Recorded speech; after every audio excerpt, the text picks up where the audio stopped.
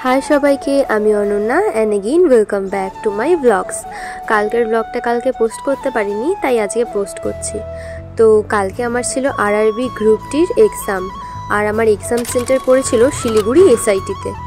और शिलिगुड़ी जखोनी जाई तखोनी आमरा सकालेर ट्रेनटातेई जाई, 6:30टाय जाई ट्रेनटा आलिपुर थेके शिलिगुड़ी जाय। तो ताई सकाल सकाल घुम थेके उठे पड़ि और मार साथे बेरिये पड़ि 6टा नागाद, 6:30टाय सेई ट्रेनटा धरार जोन्नो। আসলে আমি এখান থেকে একাই যাচ্ছি শিলিগুড়ি পর্যন্ত, তারপরে জলপাইগুড়ি থেকে আমার দাদা আসবে, তারপরে দাদাই আমাকে এক্সাম দিতে নিয়ে যাবে। সকালবেলা যেহেতু কোনো টোটো পাওয়া যাবে না তাই হেঁটে হেঁটেই যাচ্ছিলাম। আর আমাদের বাড়ি থেকে হসপিটালের রাস্তাটা দিয়ে স্টেশনে গেলে একটু কাছে হয়, তাই এদিক দিয়ে আমরা যাচ্ছি।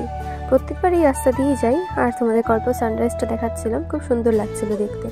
আর যারা এর আগে রেলওয়ের এক্সাম দিয়েছো তারা সবাই তো অবশ্যই জানো যে রেলওয়ের এক্সাম দিতে গেলে যদি তোমরা ট্রেনে যাও তাহলে টিকিট একদমই ফ্রি। তো আমি কি করেছি, অ্যাডমিট কার্ডটা নিয়ে গেলাম টিকিট কাউন্টারে, তো বললো ওটা ভিতরে গিয়ে দেখাতে। তো ভেতর থেকে আমাকে একজন ছিল, তিনি বললেন যে এই সব ব্যাপারে আগের দিন যেতে হয়। আমি তো জানতাম না, এই জন্য তখনই পরে আমাকে টিকিট করে দিল আর ট্রেনেও উঠে পড়ি। আর আজকে ট্রেনটাতে, কালকে ট্রেনে এত ভিড় ছিল, মানে প্রচণ্ড ভিড় ছিল। ভাগ্য ভালো একটা সিঙ্গেল সিট পেয়েছিলাম। আর পরে ট্রেনে করে যাচ্ছিলাম আর ছোটো ছোটো ক্লিপ নিচ্ছিলাম।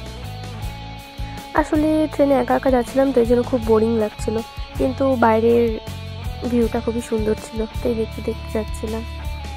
তার কিছুক্ষণ পরে সেবকের এই ব্রিজটা পার করে নিই। আর এই ব্রিজটা সত্যি সবার ফেভারিট।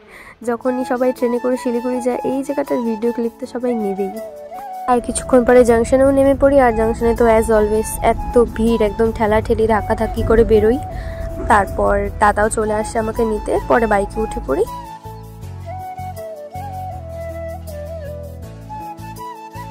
আমি যেহেতু খুব সকালে বেরিয়েছি তাই ব্রেকফাস্টে তেমন কিছু খাওয়া হয়নি, তাই আমি আর দাদা মিলে চলে যাই একটা দোকানে। আর সেখানে গিয়ে কিছু খেয়ে নিই তারপরে রওনা দিয়ে দিই। আর সেখানে গিয়ে আমি আর কোনো ভিডিও ক্লিপ নিইনি, কারণ সব ডকুমেন্টস গোছাচ্ছিলাম, ভেতরে যা যা নিয়ে যেতে লাগবে। এখনও তো জাস্ট একটা দুটো এক্সামই হয়েছে রেলওয়ের, বাদ বাকি এরপরে যাদের এক্সাম আছে তাদের উদ্দেশ্যে বলে দিচ্ছি যে এক্সামের সেন্টারের ভেতরে তোমরা যখন যাবে তোমাদের রোল নাম্বার দেখি তোমাদের গেট নাম্বার বলে দেবে। আর তারপরে তোমাদের খালি অ্যাডমিট কার্ড, আধার কার্ড, ভোটার কার্ড আর 1 কপি ফটো নিয়ে ঢুকতে দেবে। আর না হয় কানের ক্লিপ, কিচ্ছু না, এগুলো কিচ্ছু নিয়ে যেতে দেবে না। ছেলেদের বেল্টটা পর্যন্ত রেখে যেতে হয়। তো তারপরে বাইরে কিছু খাওয়া দাওয়া করে দাদা আমাকে বাসে উঠিয়ে দেয় আর বাসে করে চলে আসি। বাসে আর কোনো ক্লিপ নিয়ে একদম ঝিমাতে আসছিলাম। পরে বাড়িতে এসে এখানে নেমে অল্প পিৎজা খেয়েছিলাম, তারপরে বাড়িতে চলে আসি। আর আজকে ডিসেম্বরের 1 তারিখ, আর আজকে এত ঠান্ডা পড়েছে ভাই, বাপরে বাপ, মানে খুব কুয়াশা ছিল বাইরে। তারপরে বাড়িতে চলে আসি, বাড়িতে এসে একটু ফ্রেশ হয়ে রেস্ট করছিলাম। তখনই দাদা ফোন করে বললো যে আজকে পিসামণির অ্যানিভার্সারি, তাই কেক কাটিং করবে, তাই আমাকে আর ভাইকে নিতে আসবে।